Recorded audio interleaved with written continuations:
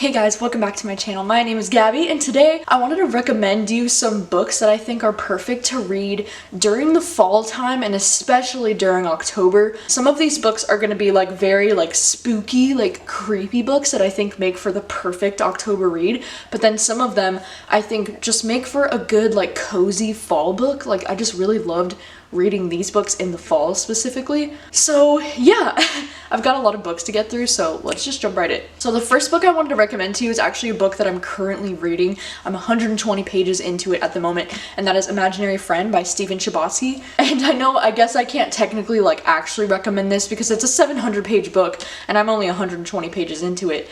But the beginning of this book has been very creepy, very spooky, and it's the perfect book to read for this beginning of October for me. I've just been reading it these last 2 days and I'm obsessed. It's so creepy and so scary. Yeah, it kind of feels like a Stephen King novel or something to me. So I feel like this would be the perfect book to read in October. Two books that I think would be perfect to read during the fall, but I don't really know how to explain why they're perfect to read in the fall, would be Vicious by Victoria Schwab and Vengeful by Victoria Schwab. I think I just think of these books as fall books because I personally read both of these books in October. I read Vengeful last year and then Vicious in 2014. And these are two of my favorite books of all time. If you didn't know, Vicious is the first book, Vengeful is the second book, and this is a series that follows these superheroes slash supervillains. It's really drawing the line between good and evil and you don't know who you should be rooting for. Oh my god, it's just the most epic shit I've ever read in my life. It's a very dark superhero but super villain kind of thing, you know? If you like books that are freaking epic and involve superpowers in some kind of way, then I highly recommend these books. And they honestly just give me such fall vibes. I don't know why, I just can't imagine reading these books at any other time of year. The next book I wanted to recommend to you is The Cabin at the End of the World by Paul Tremblay. I actually read this book in July last year and I was scared shitless because this book deals with a home invasion and it's also kind of an apocalyptic book because these four people break into this gay couple's home and they're saying that the world is coming to an end, but they have the power to stop it if they perform this one horrific act. This book is stressful and it's high anxiety. It's one of the craziest books that I've ever read and I just love it so much and I feel like it's perfect for this time of year. It's perfect. This ending is one of my favorite book endings of all time.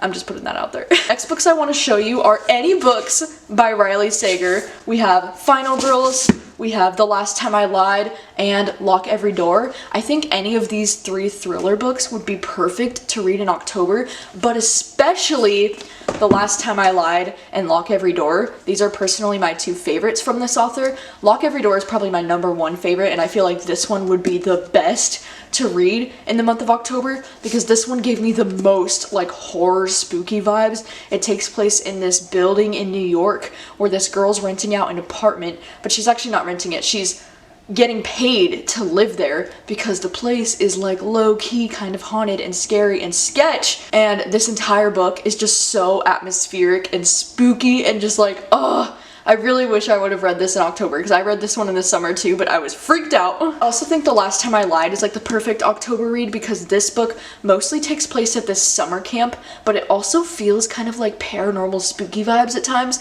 because she thinks she's seeing ghosts and shit. I don't really remember exactly, but I just remember thinking this would be the perfect October book because it's so eerie. I think this next book is my favorite thriller of 2019 so far, and that is The Turn of the Key by Ruth Ware.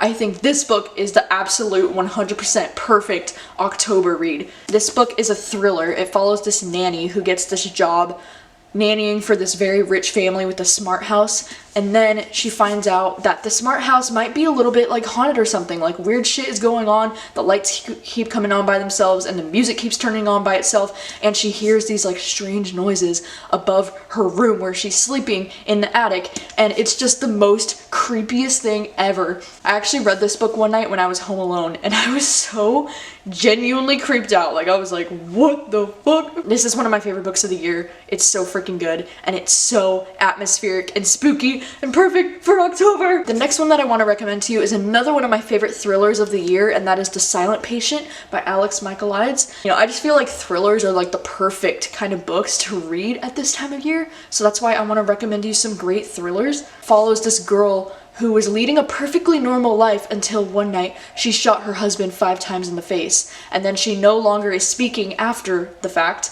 and they're trying to figure out like what happened and why she would do such a thing, and it's like crazy, and it's really, really good. It's one of my favorite thrillers of the year. It has one of the best plot twists, I think, at the end of this book. It's just freaking great. Okay, another one of my favorite thrillers of the year so far is The Passengers by John Mars. A very, very intense, action-packed thriller that's also like kind of sci-fi because it takes place in the very near future where people have self-driving cars. And in this very near future, 8 people find themselves trapped in their self-driving cars. They have lost control of the vehicle and they are rerouted, going to a different place, and a voice comes over the speaker saying, "You are going to die." And this book is freaking insane, and I do feel like it would be the perfect like fall or October read just because it's such a great thriller, and I always just feel like you're looking for thrilling reads at this time of year. One book though that I do think is very spooky and perfect for October is The Broken Girls by Simone St. James. I actually read this book last November, I'm pretty sure, and I was just thinking, gosh, like this is the perfect read for like Halloween time because it's this thriller novel, but it feels very horror and like paranormal because it takes place around this like old boarding school that has been like abandoned since, and we follow from the point of view of a journalist, but then we also follow from a point of view in the past from one of the girls who went to the boarding school. One of the girls got killed at the boarding school and now she like haunts the school. So like in the present day chapters, it's this like creepy shit of this girl like haunting the school and shit, and I just think this is like the perfect kind of October book, you know? Some other books that I think are kind of like classic horror books that I think are great to read for this time of year is It by Stephen King and The Shining by Stephen King. Out of these 2 books, I think I prefer The Shining. These books are more of a time commitment, you know, because it is over 1,000 pages. It's a very long book. I think it's the longest book I've ever read. And then The Shining by Stephen King is about like 600 or 700 pages. So like they're definitely time commitment books, but like they're perfect for October because they're both scary. Like It, you know, by Stephen King, obviously it's about clowns. Like everybody knows about It right now. And then The Shining is freaking a classic, so good. It takes place in a hotel where this dad is just like losing his mind because the hotel might be haunted by this family from the past, and it's just, oh. And these are my 2 favorite Stephen King books that I've read so far, but I will admit I have not read nearly as much Stephen King as I should and as I want to. I think I've only read about like 4 of his books, but these 2 are definitely standouts for me, and I think they're like totally great to read at this time of year. Another book that I read for the first time last year that I think is a really great October read is The Silence of the Lambs by Thomas Harris. This one follows Hannibal Lecter, who is a cannibal, and he is a psychologist. Like, he's a really smart human, and he's a cannibal, so it makes him very, very terrifying. And in this book, they're kind of using Hannibal Lecter to solve the case of this guy called Buffalo Bill, who's like this serial killer. So it's just fascinating because they're using him to try and solve the cases of these other serial killers. I feel like that's kind of like the show Mindhunter on Netflix. I mean, I haven't watched the show, but I think that's what it's being described as, is like these people that are using criminals to capture other criminals. This book was just very atmospheric and creepy and moody. Another book that I think is perfect is The Chalk Man by CJ Tudor. This one, it has that trope of like something happened in the 1980s with all of these boys, and then in 30 years into the future, in 2016, we're figuring out like what exactly happened. Basically, these teenage boys in 1986 were using these chalkmen as like symbols of communication for each other, and then these little chalkmen figures led them to a body in the woods that was like dismembered, like body parts were everywhere in the woods, and it's very creepy and scary.